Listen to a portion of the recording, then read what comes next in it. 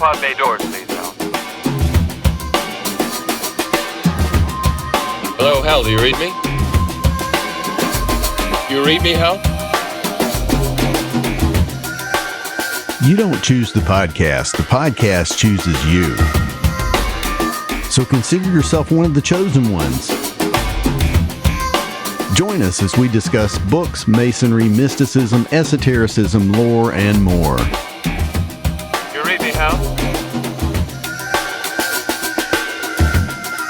Open the pod bay doors, Hal. I'm sorry, Dave. I'm afraid I can't do that. In this episode, we discuss the book, A Path to Providence, the creation of the Middle Chamber program. What's the problem? I think you know what the problem is just as well as I do. What are you talking about, Hal? This mission is too important for me to allow you to jeopardize it. Hello, Dave. Hello, Gene. It's been a while. It has indeed. And I would like to welcome everyone to the second season of the Way of the Hermit podcast. As always, I'm David. And I'm Gene. And I'd like to start off by reminding everyone that show notes, chapter markers, and a transcript of all of our episodes are available on our website, wayofthehermit.com. In the last episode of the first season, I think we said we would be back at Halloween. We did, but we're back at Beltane instead. Yes, we are. In our first season, Gene and I discussed each of the degrees of the ancient and accepted Scottish Rite, including their rituals, symbols, and lectures. If you went on that journey with us, then you know that we used Morals and Dogma, the annotated edition, as our main textbook. And also A Bridge to Light, which is an overview or summary of the degrees, and the Scottish Rite Ritual Monitoring Guide, which has most of the rituals and other great material. Right. Those were the books that we used last season. And having gone through the degrees independently like we did, we felt that we came to an understanding of the Scottish Rite as a wonderful esoteric and philosophical system, and one that preserves a core truth of the ancient mystery tradition. But we also talked about several problems with the system as it stands today. And we felt that those problems were some unfinished business for us that we needed to address before moving on to anything new. That's right. In this season, we intend to look at Gnosticism and the Nag Hammadi scrolls, but our first two episodes are dedicated to talking about the problems that we brought up last season but didn't have any answers for at the time. But, as they say, some new stuff has come to light. It has indeed. Gene, do you want to start off talking about the problems we discussed with Freemasonry and the Scottish Rite systems last time? Well, we talked about the fact that if you don't do your own independent study of the degrees, then all those fancy sounding titles really don't mean anything. And I think we've talked about the different ways that you can hold a degree. On paper, in your head, intellectually through study, or in your heart, meaning that you're really living what the degree merely symbolizes. And we discussed how many people in Masonry and in the Scottish Rite seem to not even care to know what the symbols of the degrees mean. Well, that's because you're rushed through the degrees. And it's like, wait, what? Huh? What's going on? And before you know it, you're a 32nd degree Scottish Rite Mason. But then, what does that even mean? I mean, when you put so little time into it, then you're never encouraged to look back at it at all. It's just strange how most people, at least the ones we've been exposed to on the inside, see it. It's just kind of like a social club that also does some good charity work, like the Elks or the Rotary Club. Not that there's anything wrong with those things. No, but clearly you're promised more in the build-up to becoming a Master Mason or a Master of the Royal Secret. I mean, my feeling was after going through the degrees, then you attend your first few meetings and you're like, wait a minute, what's going on? Where's the discussion of the symbols and the deep meanings and answers to life's questions that you're promised? Yeah, I remember thinking, I swore blood oaths for this. I thought that too. And after a while, it's like, come on. There are only so many cheap bologna sandwiches and business meetings a man can take. You said it. But we digress. The main point I wanted to make is that we pointed out problems with the current system, but we didn't offer any viable solutions. The problems really seemed to us at the time intractable. I mean, I didn't see any way to solve those. From our point of view, as what you might call outsiders, and I'm saying that because neither of us really got our esoteric knowledge from Masonry. It was from our studies with Leslie and his Kabbalah classes. Yeah. So from our point of view, it just seemed that as beautiful as Freemasonry may be as a philosophical system, that's not really what our experience has been in practice, as evidenced by the last reunion we attended. That's very true. But as luck or divine providence would have it, after our low point of the spring reunion here, we were contacted by Sean Bradshaw and Ben Wallace, the authors of the book A Path to Providence, the creation of the Middle Chamber program. They had been listening to our podcast and invited us to visit them in Greensboro, North Carolina to speak at their lodge. And that is one of the reasons we created the podcast in the first place, to hopefully make contact with others who share our esoteric interests. That's right. I ended up going down there and speaking as part of what they call their speakers bureau that brings in speakers from around the world to speak at their lodges. And I'll have to say that I'm glad that I didn't research them before going because I would have been intimidated. And David is saying that because Brother Sean and Brother Ben are, as it turns out, true Masonic insiders, for real. Both are past masters of multiple lodges, and most worshipful Brother Sean Bradshaw is a past Grand Master of North Carolina. And as it turns out, they've addressed the problems we talked about head on, and from within the Masonic system in North Carolina. And that's what we're going to talk about in this episode, their book, A Path to Providence, which shows how they address the problems that we brought up, but didn't know how to address. And their book also lays out a program of study that fills in much of the knowledge that you and I lack because of our status as quote-unquote outsiders. One of the things that I realized was that I was unaware of many of the books and authors who have written about the esoteric side of Freemasonry. The books that they listed as using in their program make a great Masonic reading list. They are Observing the Craft by Andrew Hammer, The Way of the Craftsman by Kirk McNulty, Contemplative Masonry by Chuck Dunning, The Meaning of Masonry by Walter Wilmshurst, Freemasonry, Its Hidden Meaning by George Steinmetz, and Rob Hurd's The Initiatic Experience. Those were the original text, but they've since replaced those last two books with The Rough and Rugged Road by Tony Hornsby and In Search of Light by Bob Davis. But I've linked to all of those books in the show notes. I had heard of some of those authors and books, and I think we may have even mentioned a couple of them last year as we went through the degrees. But I think we both had our heads down and were both intent on going through the material ourselves. You really didn't want to know what other people said about the degree, did you? No, I wanted to go through it and see what we saw in it, to really do it, you know?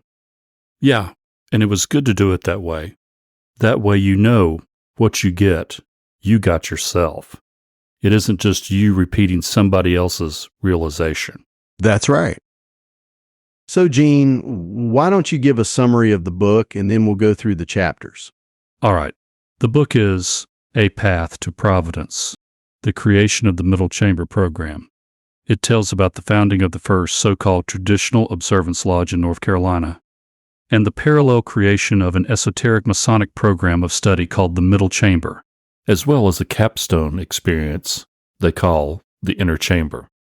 And they make a call to action to other states to start similar esoteric programs, either based on their curriculum or not. And the book starts off by explaining how things got this way, how the meanings behind the symbols were lost or forgotten.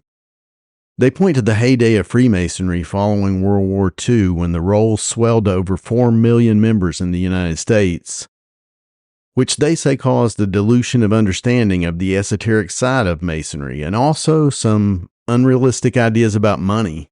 Yeah, they said that dues back then used to be about the equivalent of 2 to 3 weeks' wages. But that was the high water mark, and since then there's been a steady decline in numbers, and dues have not kept pace with inflation. So it becomes a numbers game.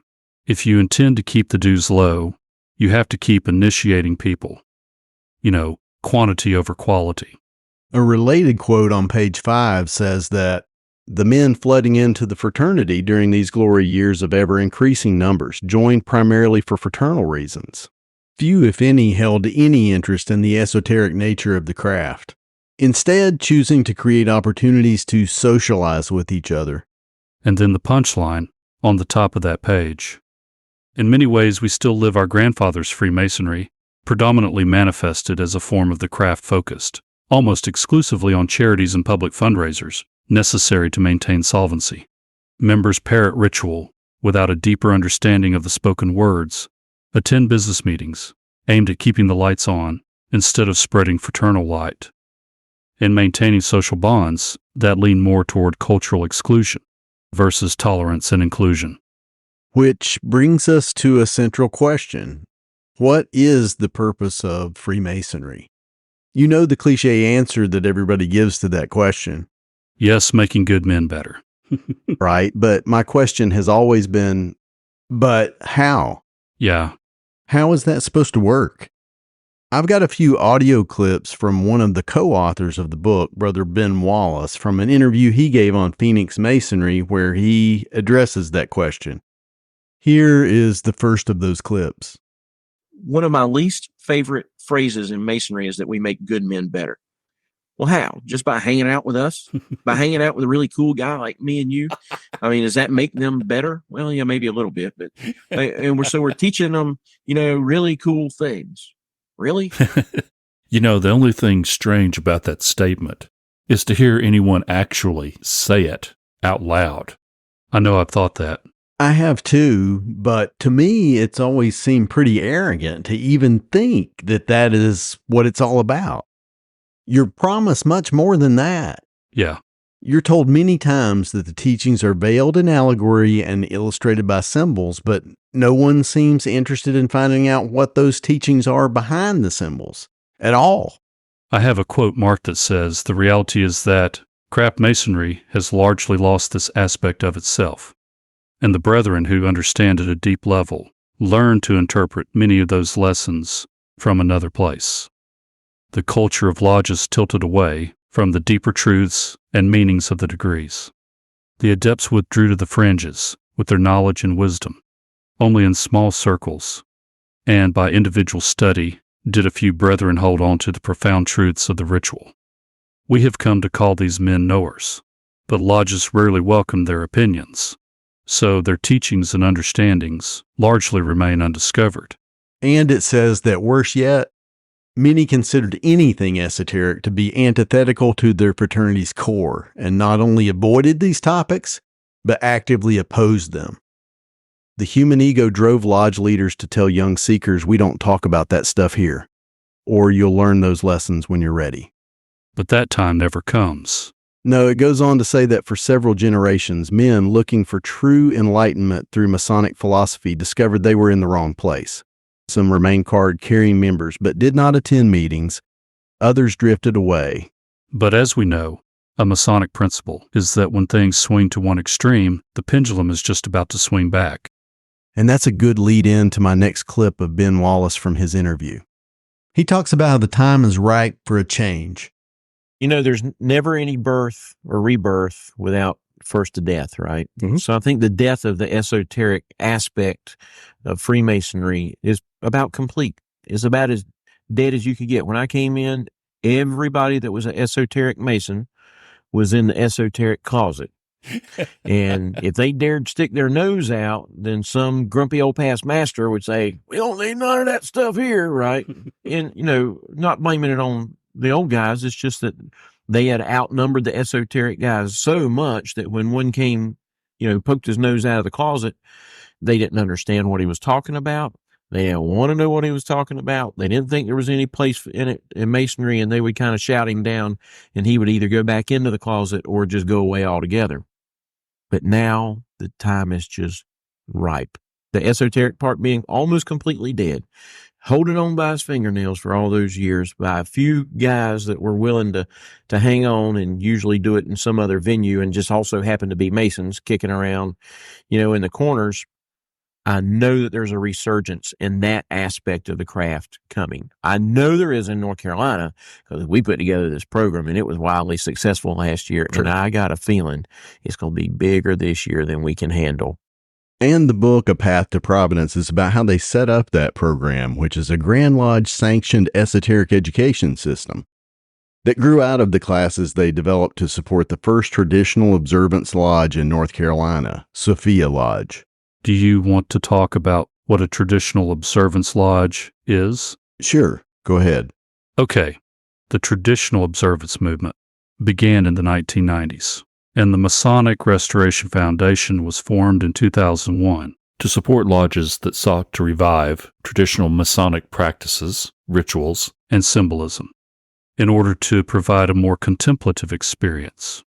The main idea is to become more aware and observant of the esoteric and allegorical meanings behind Masonic rituals and symbols, rather than just performing the ceremonies by rote and repeating the words you're told to say without thinking about what they actually mean.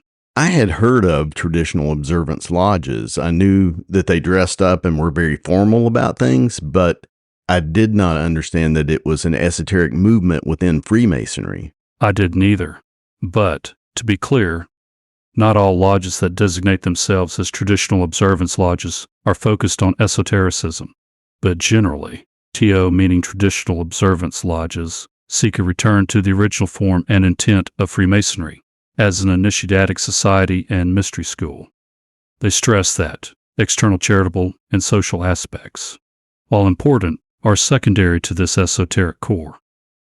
Traditional Observance Lodges try to create an atmosphere of sacredness and solemnity in their meetings through practices like formal attire, dim lighting, incense, music, etc. The aim is to put members in the right frame of mind in order to allow them to be able to actually absorb the spiritual teachings. And I believe that Andrew Hammer's book, Observing the Craft, The Pursuit of Excellence in Masonic Labor and Observance, is widely considered to be the manifesto of the Traditional Observance movement. Brother Andrew Hammer is a former past master of Alexandria, Washington Lodge No. 22, which aims to exemplify the principles of the Traditional Observance movement. And I think that even though he wrote the book Traditional Observance, he prefers to refer to lodges dedicated to the study of the esoteric as just observance, because he says that the traditions may vary, but the idea is to take the time to observe in order to provide yourself with an opportunity to see the wisdom behind and within the symbols.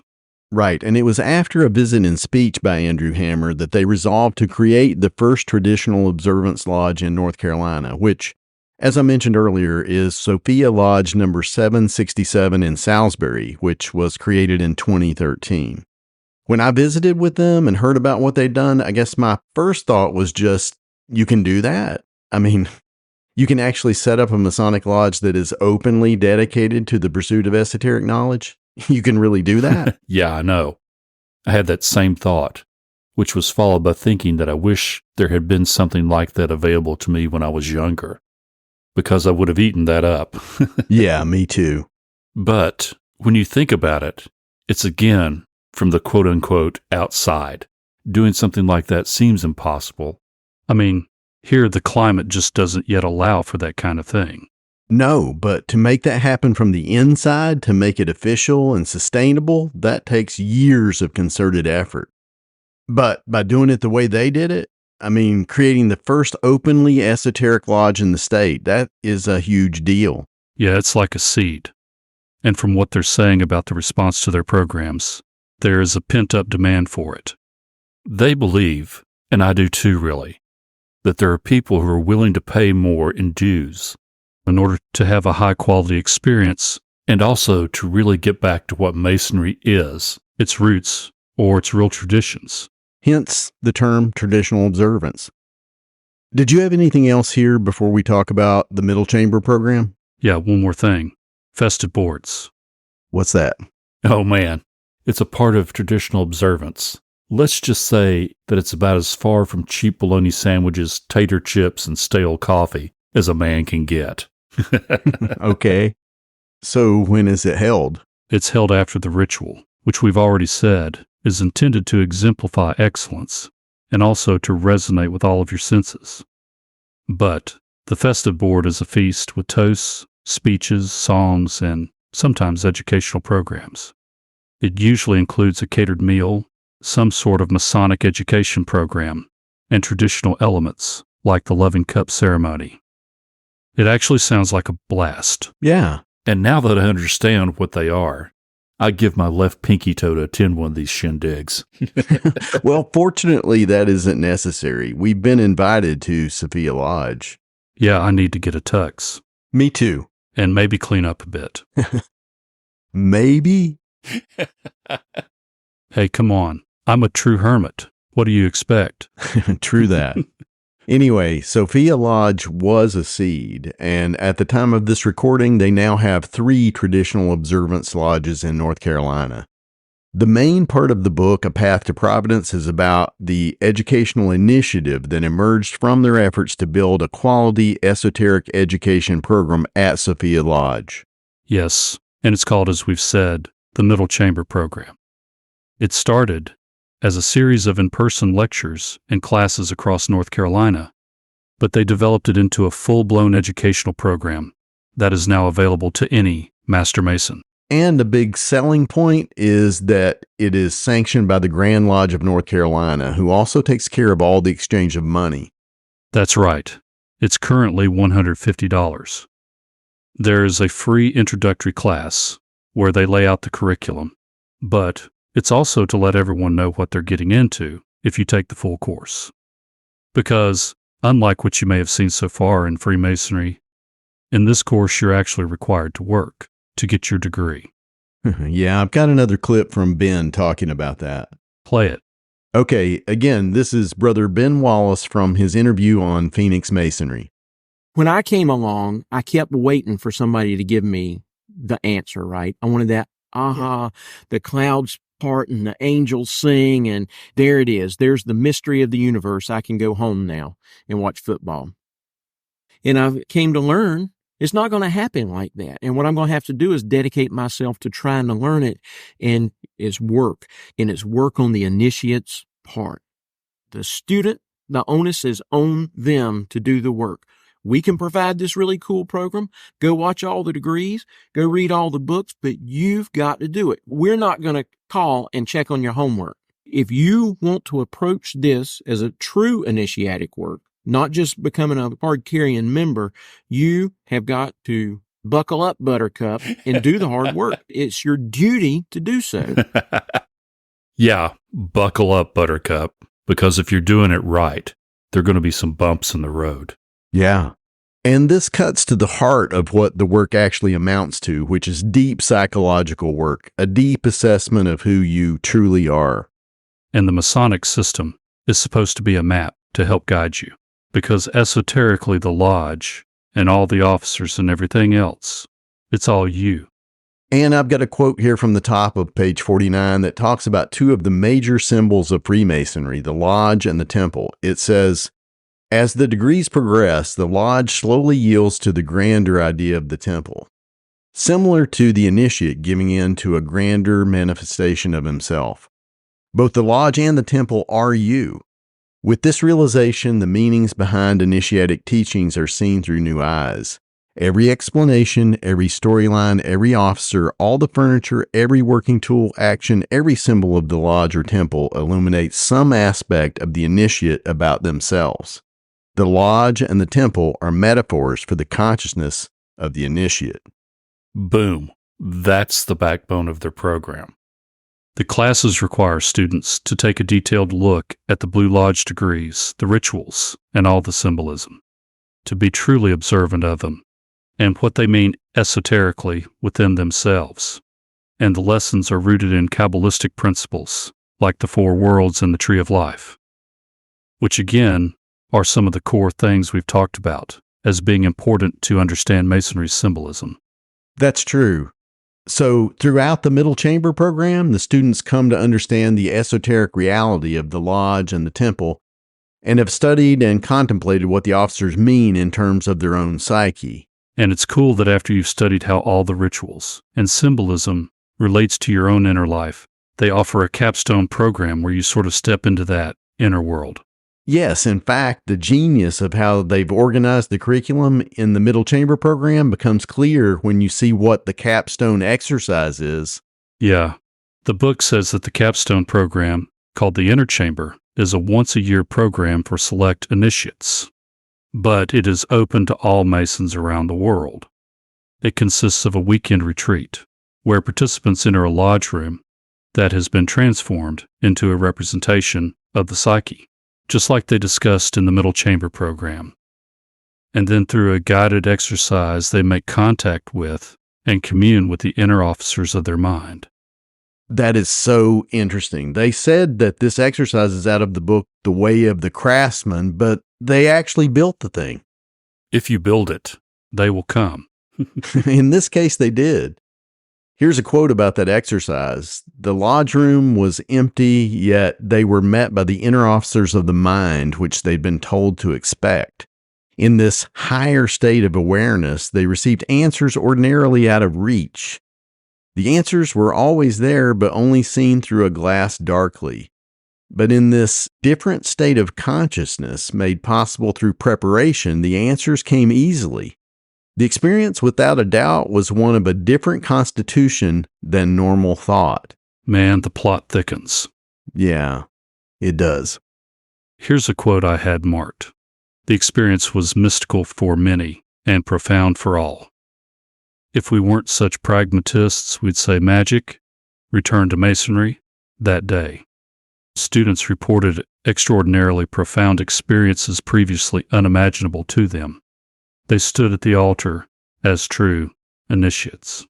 And they're talking there about the original inner chamber retreat that they held in Oxford, North Carolina. Yes, they do, however, stress that this type of advanced work is not for new initiates, and that the middle chamber classes are supposed to have prepared initiates mentally and spiritually. But they also say that every brother holds the keys to this type of work because it's presented in our ritual. When properly understood, our ritual provides the same tools for that fateful weekend in Oxford, North Carolina. There were several very interesting statements in that last section of the book. There were indeed. You know, the inner chamber program sounds like their way of reviving the ancient mysteries from within Freemasonry. Which is amazing, really, but enough said. Yeah. God love them. They're doing good work. Yes, they are. This isn't mentioned in the book, but they also started a program called The Key to the Mysteries that is an online program that goes through all the degrees of the Scottish Rite. It looks fantastic. It has slides for each of the degrees and a video discussion of the ritual and symbols of the degrees by Brother Ben and Brother Sean, the authors of the book. They did those several years ago, but it's interesting how much of their discussion sounds like ours from last year. Yeah, even down to the things that they complain about, like not advancing to the next degree until you've digested the previous material, until you are truly prepared. Yeah, there's a quote on page 25 that says, while ensuring a brother can repeat a catechism from memory is one way to gauge his true interest in the lessons of the degree, it remains some distance from ensuring he has truly learned and applied the lessons of those degrees. One part I thought was very interesting was where they said, to ensure this didn't happen, meaning the candidate being advanced before they were ready. The ritual itself requires the lodge officers asking the candidate over and over if he is ready, worthy, prepared, and vouched for. We believe, if the system were being utilized as designed, the candidate would only advance at the proper time. This being after he had put into practice the lessons taught in the respective degrees, rather than being rushed through, so the lodge could collect his dues and issue him a card.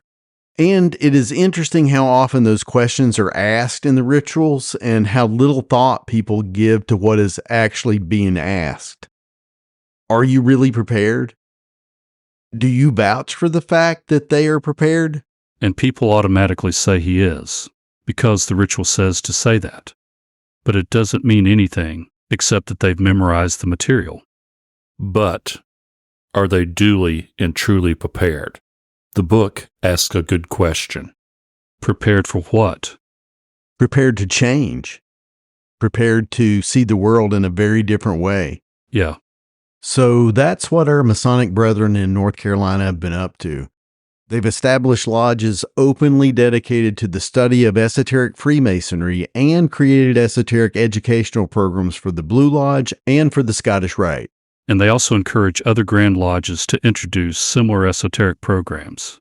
A quote on page 79 says, "The confluence of dwindling membership and rise in interest of the arcane knowledge in the ritual provides Grand Lodges with a challenge and an opportunity.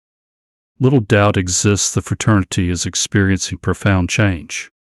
The emerging Masonic experience will be different than before and will be shaped by many competing factors. Grand Lodges proactive to these changes will guide the course of their destinies more than reactive ones who will struggle to control the evolving fraternity."